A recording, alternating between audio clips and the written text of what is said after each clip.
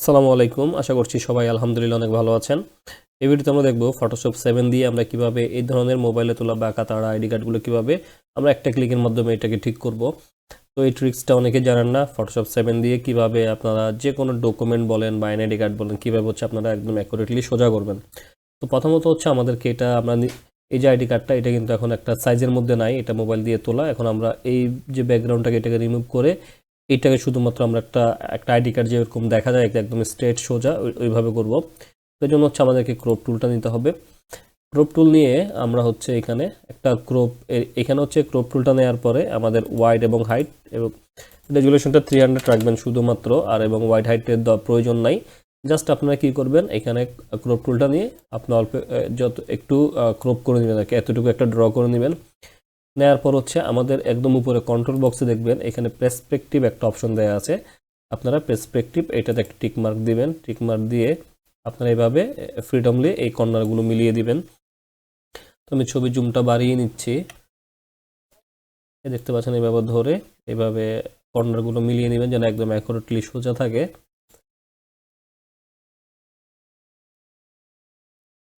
ওকে, আপনাদের এটা মিলানো হয়ে গেলে এখন এই যে উপরে যে টিক চিহ্ন, যেটা টিক চিহ্নতে একটা ক্লিক করে দিবেন। দেওয়ার পর সাথে সাথে আপনার ম্যাজিকের মতো এটা কাজ করবে। দেখতে পাচ্ছেন একদম অ্যাকুরেটলি সোজা হয়ে গেছে। আমার কোনো কর্নার ধরে কোনো টানা হিস্টা করা দরকার হয় নাই, আমি জাস্ট একটা ক্লিকের মাধ্যমে এটা একদম অ্যাকুরেট সোজা করতে পারলাম। তো সেমভাবে আমরা এটাও করতে পারি। তো আমরা এখানে প্রথম কাজ আমরা ক্রপ টুলটা নিব, নিয়ে জাস্ট আমরা হালকা একটু ক্রপ করবো, এতটুকু একটা ড্র করে নিব আর কি। নিয়ে আমাদের এই পার্সপেক্টিভটাতে আমরা একটা টিক মার্ক দিয়ে দিব। টিক মার্ক দিয়ে আমরা এই কর্নারগুলো ধরে আমাদের আইডি কার্ডের সাইজ অনুযায়ী আমরা এইভাবে বসিয়ে দিব।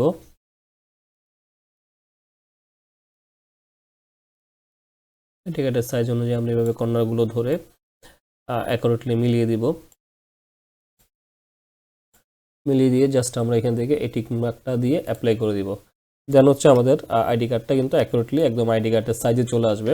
তো এখন আমরা এটাকে একটা মেইন আইডি কার্ডের সাইজে কীভাবে নিয়ে আসবো দেখেন। তো আমরা আইডি কার্ডের সাইজ দেওয়ার জন্য আমরা ইমেজে চলে যাবো, ইমেজ থেকে ইমেজ সাইজ। তো এখান থেকে আপনাদের যদি এখানে টিকমার্ক দেওয়া থাকে এরকম, আপনারা টিকমার্কটা তুলে দিবেন। দিয়ে আমাদের ওয়াইড এবং হাইট এখানে আইডি কার্ডের সাইজটা দিয়ে দিতে হবে। তো আমাদের আইডি কার্ডের সাইজ ওয়াইড 3.375। এটা এখান থেকে ইঞ্চির মাপ রাখবেন, আপনার ইঞ্চি করে নেবেন। এবং হাইট 2.25 দিয়ে জাস্ট আপনারা এখান থেকে ওকে বাটনে ক্লিক করবেন এবং রেজুলেশন মাস্ট 300 দিবেন, ওকে করে দিবেন। তো আমাদের আইডি কার্ডের মেইন সাইজটা চলে আসলো। তো এটার ক্ষেত্রেও সেম, এটা সিলেক্ট থাকা অবস্থাতে ইমেজ থেকে ইমেজ সাইজ, এখান থেকে আমরা সাইজটা দিয়ে দিব 3.375 2.25 দেন ওকে। এখন আমরা একটা পেজের মধ্যে এটা সেটিং করে ফেলবো।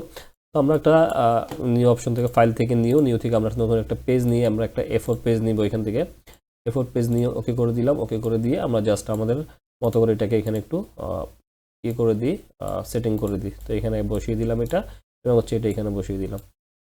তো হয়ে গেল আমাদের আইডি কার্ডের। তো মোটামুটি আমাদের আইডি কার্ডের সাইজটা কিন্তু হয়ে গেছে, দেখতে পাচ্ছেন।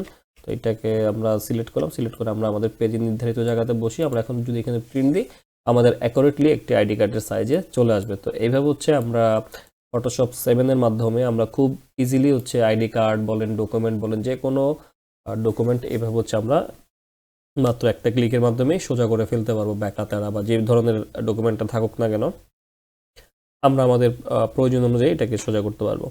আশা করব ভিডিওটা আপনাদের ভালো লেগেছে। ভিডিওটি যদি আপনাদের ভালো লাগে তাহলে অবশ্যই লাইক, কমেন্ট, শেয়ার এবং সাবস্ক্রাইব করবেন এবং নিত্য নতুন এই ধরনের আরও ইম্পর্টেন্ট ভিডিও পাওয়ার জন্য আমার চ্যানেলের নোটিফিকেশনটা অন করে রাখবেন। তো ভালো থাকবেন সবাই। আল্লাহ হাফেজ। আসসালামু আলাইকুম।